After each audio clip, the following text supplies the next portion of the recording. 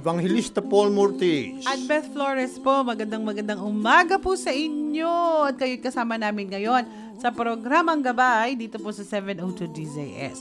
Maaring nakikinig kayo sa Facebook live streaming, hindi nyo man nakikita aming mukha, picture lang. pero nakikinig naman kayo, salamat po. At maaring ding napapakinggan nyo po kami sa Visayas and Mindanao at maaring sa pamamagitan ng DYVS mula po sa Bacolod. So sa anuman pong pamamaraan, nandito man po kayo sa Luzon, Visayas at Mindanao, or maaring nasa Asia, sa Europa, sa Australasia, sa wherever, wow. di ba na Dad? Sa Worldwide US, na tayo, Canada, sa Rome, ganun. Wherever. Salamat po at nakatuon kayo. Kasi depende yun sa time, Dad. Sa Norway nga, 11:30 tayo. Ganun. So, whatever, sabi nga ganun. Ay, salamat po at kayo po yung nakatuon sa atin. At ang dalangin natin sa Panginoon, sa loob ng 30 minutes, meron kayong matupulot na aral at isasabuhay natin. Amen. So, labag niyo po kakalimutan, ang tayo po, 702, ay member po ng kapisanan ng broadcaster ng Pilipinas. Amen. Ay talaga. Opo. Sige po, diyan po kayo saan man kayo naroroon sa bawat bahagi ng buong sanglibutan. Tama, buong sanlibutan. Diyan po kayo, dito po naman kami. Palatuntunang gabay, sumasapit po sa inyong pakikinig sa ganitong oras, ganitong himpilan ng radyo, DZAS 702 ng Far East Broadcasting Company, nanggagaling po sa taluktok ng One Corporate Center, Ortigas, araw-araw po yan. Naglalayong kay hatda ng mga bagong kaalaman, makalangit na mga awitin, at syempre po naman, mensahe mula sa salita ng Diyos ang Biblia, na naglalayong kay hatdan ng isang hamon at isang gabay.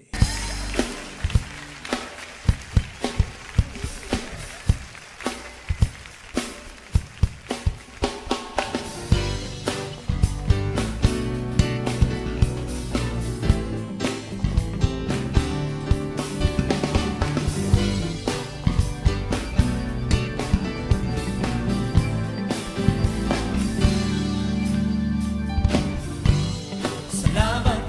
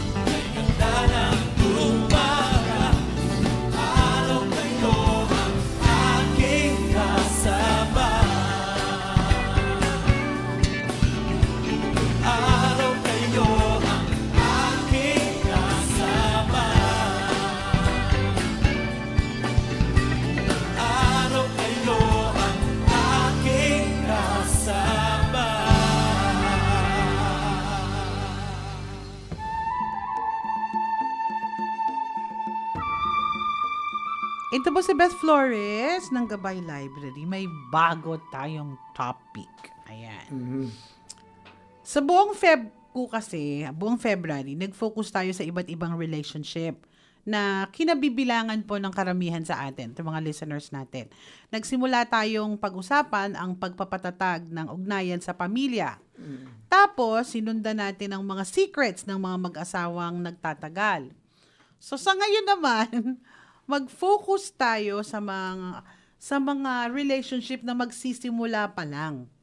Ako'y naniniwala na kapag ang pagsisimula ay tama, ito po ay magtatagal. So, ito, nakafocus tayo sa mga millennials, mga, tama ba? Millennials. Tapos yung mga Gen Z na nagsisimula na po ngayong maging young professionals, young adults in a relationship. Kasi nga po, kadalasan kasi ng mga millennials, later na sila magsipag-asawa. So, I think this is just right for young adults, young people who are thinking of it. So, kaya po ang topic na ito, pinili para po natin pag-usapan. Ang title ng article na to, ang ganda. Date Differently This Year. 4 Resolutions for Better Relationship na isinulat ni Marshall Segal. Saan natin kinuha? desiringgod.org. Diba? So, ayon kay Segal kasi, kailangan ng kakaibang tapang upang baguhin ang iyong pamamaraan ng dating. Hindi daw madali ang mag-reset, maglagay ka ng bagong boundaries, mag-communicate ng mas maayos, umiwas sa sexual immorality, i-confess ang mga failures o pagkakamali at putulin ang relationship na kailangan ng talagang putulin. Subalit ito naman ang assurance niya, hindi mo pagsisisihan ang mga tamang pagbabago na iyong gagawin. So, ano ang iisipin nila sa akin kung ipagtatapat ko ang aking mga failures? Ito yung mga questions. Sabi niya, paano kung magkakamali akong muli, hindi naman umaayos ang mga pangyayari? Paano kung ang pagbabagong gagawin ko ay nangangahulugang magiging single uli ako at mag-iisa na naman akong muli? Alam niyo po, si Satan daw tulad ng walang patawad na lawyer. Nagpapatong si Satan ng lahat ng may isip na rason upang huwag gawin ang dapat gawin. Kaya ang dalangin ng author na ang mga resolutions na kanyang sasabihin ay magbibigay ng tapang na gawin ang nararapat at pagtagumpayan ang mga rason na kinatatakutan sa mahabang panahon. So, kailangang piliin. Ito na naman piliin na ang tama. Ang pagpasan ng krus, ang pamumuhay sa liwanag ng eternity, ang pakikipag-date ng sa tamang pamamaraan sa taong ito na lalong magtataas sa pangalan ng Panginoon. Ganun pala dapat, Daddy. So, Dad, makinig kang mabuti. Yun ang gagawin ko. Okay, so first tip ni Segal. Above all else, I will look for Jesus. Amen. Ay talagang ganun, anak. Ganun talaga. Kaya mo muna ako magsimula, Dad. Ay nag-i-amen lang naman Okay, ako sa una sa lahat, hahanapin mo muna si Jesus. Sabi nga, welcome that it will cost you what? Ulitin ko welcome what it will cost you today to pursue love in light of eternity. Amen. So sabi nga, tanggapin na ngayon kung ano yung kabayaran ngayon upang hangarin o hanapin ang pag-ibig sa liwanag ng walang hanggan, in the light of eternity. Galing. So kung nagpasya ka na wala kang babaguhin, okay, so halimbawa ikaw, wala kang babaguhin patungkol sa pattern ng iyong relationship, magpasya ka na si Jesus ang gawin mong pinakamahalaga sa iyong pakikipag-date. Talaga. So, gawing guideline ang Philippians 1:21 sa iyong susunod na relationship o sa iyong current relationship. Sabi nun, for me to live is Christ and to die is gain. So, kung ang mabuhay ay si Kristo, therefore, ang makipag-date ay si Kristo, ang mag-asawa ay si Kristo, ang manatiling single ay si Kristo. Si Kristo ang dahilan ng ating buhay at paggawa, paglago, pagkatuto, sa pakikipag-date at kahit sa ating pag-aasawa. Lahat yun si Kristo. Diba? Amen. So, una sa lahat, ang prioridad sa dating, hanapin muna si Kristo. Maaring simple at madali lang daw ito. Subalit si Satan, ay naku, buong lakas na ipaglalaban yan upang ang ating puso at isipan ay malayo sa isang single-minded devotion. Wala nang hihirap pa po sa nabanggit. Mahirap na itaas ang Panginoong Jesus higit sa ating desire ng intimacy at marriage. Maliban, this will be a difficult thing for us, maliban na nasa atin ang Panginoong Jesus at ang banal na Espiritu. Maliban na hindi na tayo ang nabubuhay at nakikipag-date, di ba? Kundi si Kristo ang nabubuhay sa atin sa pamamagitan natin. Amen. Galatians 2:20. So bago mo ipagkatiwala ang iyong puso sa iba, di ba? Sana narinig ito ng lahat ng mga kabataan, Dad. Magpasya na ibigin mo si Jesus ng iyong buong puso. Correct. Bago ka mag-daydream patungkol sa potential na future, nakasama siya. Magpasya na ibigin mo si Jesus ng buong isip mo.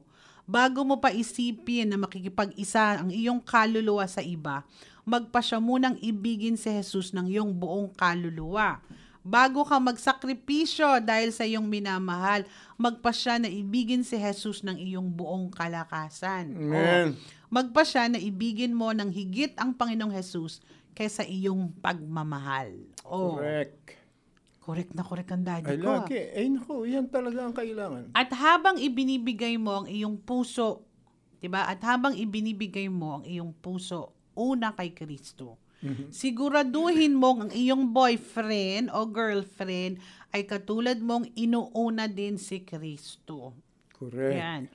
Ang kanyang faith o ang kanyang pananampalataya ay hindi tulad ng isang maliit na box na lalagyan ng check, tulad ng ibang pang qualification. Ito dapat ang tinta or ink. Yung faith niya should be the ink na nagbibigay hugis sa iba't ibang mga boxes of qualification. Ang ganda nun, ha? Tama. So, kung ikaw ngayon ay in a relationship o maaring magkaroon ng relationship ngayong taon, magpasya. Resolve is the right word. Magpasya ngayon din na makipag-date sa isang malalim, malawak at mataas na pag-ibig para sa kaluwalhatian ng Panginoon. Amen. Yun dapat. Kaya nga sabi niya, date differently this year. Correct. Diba? At yun lang ang tanging matagumpay na uri ng date. Opo. Na alam mong lumalago kayo sa Panginoon. Kasi kung hindi, death. Totoo yan, Dad. Or kung hindi, unwanted birth. Yeah. Di ba, Dad? Kasi ang mundo kasi, anak, love getting, me, ay ang tunay na love, love giving. Apa. Amen. So, mga kaibigan, doon sa mga kabataan, kung gusto niyo ng kopya, sabihin niyo sa akin. Let me know. I'm gonna give you a copy of this. So, yun po ha, sabi nga, ang unang resolve, above all else, look for Jesus. Amen. Look for Jesus and everything. At saka love God first. Love At saka si Jesus first. ang sentro ng Opo. kanilang date talaga. Bago ka mag-involve. So, whether you're in a relationship or going in a relationship this year, sabi nga, date differently. Amen. Date differently. Isama mo si Lord. At saka dahil kung kasama mo si Jesus, ang love mo 100%. You know, I love you 100%. Patapos siya ganun din. I love you 100%. At yun ang cement ng tunay na loving each other. In love na ho ang daddy ko. Ayo. Ito po si Beth Flores ng Gabay Library. Patuloy po tayo sa pagbubulay-bulay. Tama? Ako na. Apo, ikaw na, Dad. Okay. Mga mapanganib na araw, walang katiyakang mga araw. Evangelista Paul Murtis, kumusta na po kayo? Hango po sa aklat ni Jonathan Cahn, isang born-again Jewish rabbi na ginagamit ng Diyos sa panahon ng end times. The Book of Mysteries. Mag-aral po tayo. Ano ang Yamin Noraim? Yamin Noraim. The days of awe. A-W-E. Oh. Ang mga katakot-takot na mga kapanahunan, di ba? Masiselang mga araw. Mga talatang batayan ng ating pag-aaral, Isaiah 55:6-7. Hanapin si Yahweh samantalang siya'y iyo pang makikita. Siya'y tawagin habang siya'y malapit pa. Efesos 5:16, kung mayroong chance na gumawa ka ng mabuti, gawin mo na. Kasi ang daming masasama sa masasamang panahon ngayon. Ano po ang kaganapan rito sa ating pag-aaral? Sa disyerto, Ang araw na nagbukas ng Hebreo month ay ang buwan ng Tishrei. Buwan ng Tishrei. Sa Hebrew yun, month. Sabi ng guro, ito ay mula sa Feast of Trumpets to Yom Kippur. Ito ay itinuturing na pinakabanal na panahon opo sa araw ng biblical calendar. Bakit? Ang tanong ko naman, dahil ito ang araw na itinakda upang ang mga taong Hudyo ay magsisi. Upo sa sandaling marinig na nila ang tunog ng shofar sa Feast of Trumpets, ito'y magbababala ng isang signal na may 10 araw na lang at sasapit na yung Yom Kippur. Ano naman ang Yom Kippur? Ito yung signal ng isang kapanahunang nagtatakda na haharapin ng lahat ang isang pangwalang hanggang kasasapitan ng lahat gaya ng panahon ng paghatol at ng judgment. Ngunit hindi lamang ang 2 araw ang itinuturing na banal, kundi yung lahat ng 10 araw. So parang mayroong tinakdang panahon. At ang 10 araw na ito ay sama-sama ay ang tinatawag na Yamin Noraim, ang araw ng O, at yung araw na nakatatakot, the awesome day. Bakit nga awesome o katakot-takot? Dahil ito nga ay kakabit ng isang panahon ng paghatol. Nang ibig sabihin, ito'y panahon ng dapat bigyang pansin ang mga bagay na ito sapagkat ang mga tao ay hindi laging nasa kanila ang panahon ng pagsisisi at ang pagsasaayos ng espiritual na katayuan gaya ng panahong ito ng Yom Kippur. Ito ang panahong itinakda at hindi dapat baliwalain. Kaya nga ang panahong ito ay totoong maselan. Nakatatakot. Ito ang panahong ang mga Hudyo'y naglagay ng isang seryosong katayuan upang gawin nila sa abot ng kanilang makakaya na iayos ang lahat ng mga bagay sa kanilang buhay. Makipag-ayos sa kapwa, kailangang magpatawad upang patawarin. Panahong kailangang magsisi at ayusin ang anumang hindi ayos sa buhay at iayos ng ang mali. Ang lahat ay gagawing ito'y dapat na maganap o maayos ang lahat bago lumubog ang araw ng Yom Kippur. Wow! Ang nasasabi ko, napaisip ako at nagtanong ako uli, ito ba ay nararapat sa atin sa ngayon, sa panahon ng Misaya?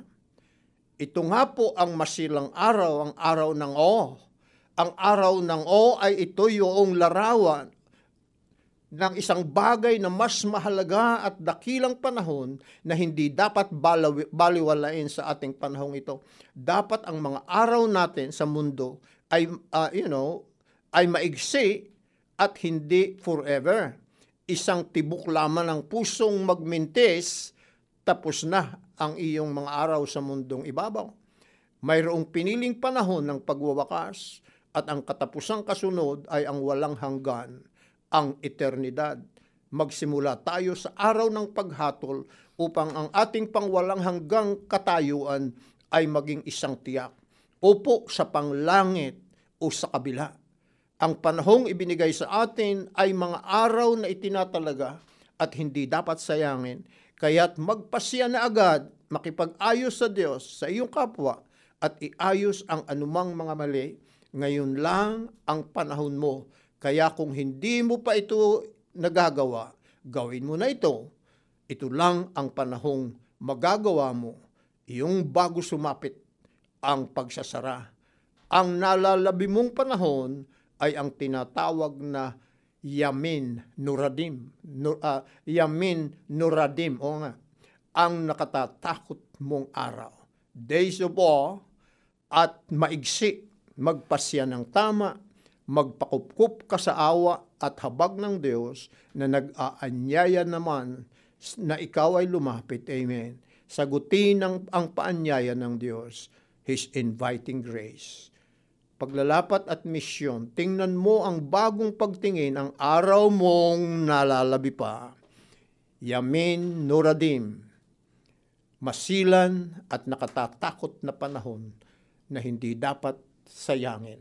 Makipag-ayos ka sa iyong Diyos at sa lahat ng mga kaugnay mo sa iyong buhay habang may panahon pa, dahil ang araw na nalalabi mo ay araw na ng mga nakatatakot at walang katiyakan, araw ng katakot-takot, days of awe, araw ng walang katiyakan. Samantalahin ang mga ito bago maging huli ang lahat. Kung wala ka pa kay Kristo, lapit na sa Kanya. Siya lamang ang ating tunay na pag-asa sa buhay na walang hanggan. You must be born again. Amen. Evangelista Paul Mortis, musta na po? Wow. Di ba anak? Mga panahong hindi dapat sayangin. Dapat ngayon na yan, Dad. Ha? Dapat ngayon na Oo po nga. yan. In times na ngayon. Opo, hindi na po yan sinasayang yung bawat yes. araw. Oo. Dapat po laging in tune sa Panginoon at saka sumusunod sa Panginoon. Correct. Dapat ganun. At yun na nga, ayun, kung may kaso ka sa misis mo, may kaso ka sa mister mo, may kaso ka sa ayusin. Oo. At huwag itago yung ano talaga, no? Opo, totoo po yun. Open, dapat bukas tayo talaga para iayos. At saka ng dapat Panginoon. po talagang sumusunod ka sa Panginoon. Yun. Ayan. Hindi na pwede yung yung panloloko, yung pang-term natin, yung pa-show off lang. 'Di ba? Hindi ubra yun. Pagharap natin sa Panginoon, goodbye yung show off mo, dahil wala tayong magagawa dyan. So, dapat talaga, yung tinuod ba? Totoong totoo. No, Daddy, Yes. Totoong totoo. Hindi tayo deceived, kundi totoo. Alam natin yung ating kaugnayan sa Panginoon. At salamat sa Panginoon dahil binibigyan pa tayo ng pagkakataon. Oo nga po. At ito'y hindi mahabang panahon. Maiksi raw bago dumating ang Yom Kippur, ang sabi ron sa mga Hudyo. So, dapat po ayusin na ang buhay. Now is the day of salvation. Yun nga po yung sinabi. Okay. So, pray na po tayo. Panginoon, maraming pong salamat. Hindi po kami nanakot. Pero, hindi po. Again, it's a reminder for us. Lord, simula pa nga lang ng 2020, ang dami-dami nang nangyari. Opo. Andun, Panginoon, yung swarm ng locust. Yes. Andun yung mga stories na yung mga ibon, bigla na lang bumabagsak. Andun po yung stories, Panginoon, ng mga bats na lumalabas na everything is so rare. Tapos yung mga bulkan, yung mga nangyayari, Panginoon, yung ngayon, yung NCOV, Lord, it's a warning for us. It's a reminder for us, Panginoon, na ayusin namin ang aming buhay. Right. At ito po kumbaga, signs na po to sa amin na kailangan mag-ayos kami. At salamat din po, Panginoon, kasi yung pangako mo sa iyong mga anak, andun din po ang protection mo sa amin. Though may mga pagkakataon na pinapayagan mo kaming mag-suffer, pero yun naman po ay lalong nagpapatatag sa amin, sa aming kaugnayan sa iyo. Yes. So ang dalangin namin, Panginoon, sa amin pong mga listeners, ikaw po ang siyang magpalakas sa amin, magpatatag sa amin. At sa mga pangyayaring nangyayari, lalo po kaming kumapit sa iyong pangalan at sa iyong mga pangako. Amen. Yun po ang aming gagawin. Lord, today, we also remember to pray for our very, very good friend, si Esther Flor Baldemore. Salamat po, Lord, sa kanyang buhay, sa kanya pong patuloy ng pangangalaga kay Ninang Flor. Salamat po doon, Panginoon. Yes. Ganon din po kay Rose Morpe, kay J.M. Romero Rojas, Jonalyn Simbulan Cacao, kay Ann Magalion, kay Grace Bahar Caballero, kay Roms Torquator, kay Maine Celis Capulong, Marichu Cordial, Merce de la Cruz, Alex Cruz, at ganon din po kay Mirna Capones. Lord, sa mga pangalang nabanggit, pagpalain mo po sila. At mga pangalang hindi man po namin nabanggit, but today is a special day for them. Father, we pray that you will continue to fill their lives with you and maranasan ka po nila. Marami pong salamat. Panginoon, salamat po sa panahong ipinagkakaloob ninyo sa amin. Panahon, Panginoon, upang iayos namin ang aming buhay sa pamagitan ng pagtanggap sa iyong inviting grace, sa pamagitan ng pagpapasakop kay Kristo. At Panginoon, sapagkat tunay nga po sa end times na kapanahunan ngayon, ay talagang ang masamay lalong sumasama. But at the same time, ang mabuti ay lalong bumubuti, Panginoon. may double working nga po, Panginoon. Salamat po naman dahil sa Bangladesh, may nabasa ako, 7,000 mga taga-Bangladesh ang binautismohan para kay Christ. Kaya, Panginoon, ang sanglibutan nga po na nahahati yung mga kay Kristo at yung mga sa Antikristo.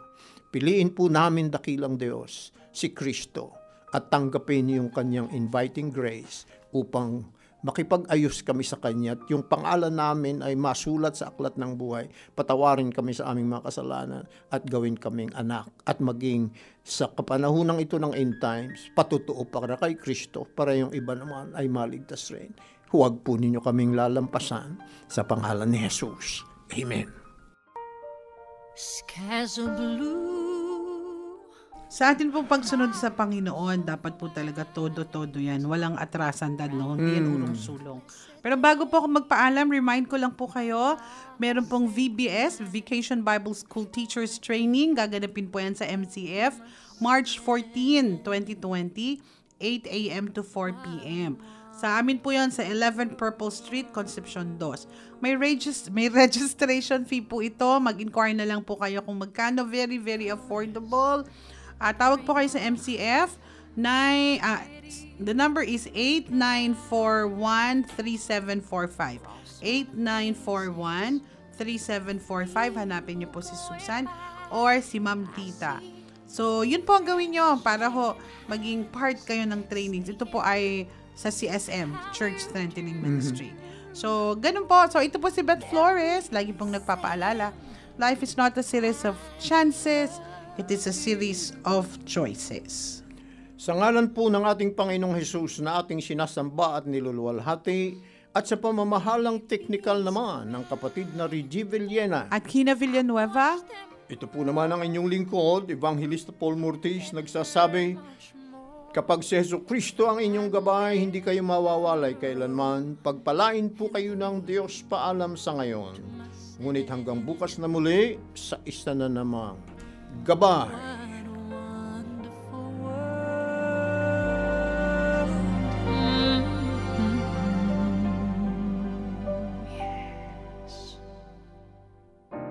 I think to myself, what a wonderful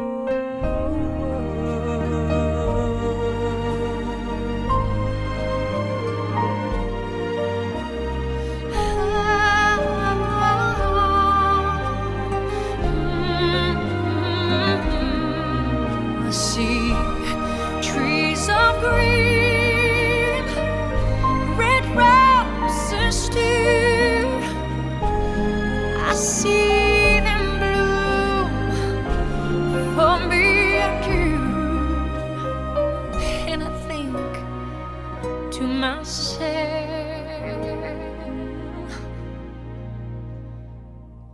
what a wonderful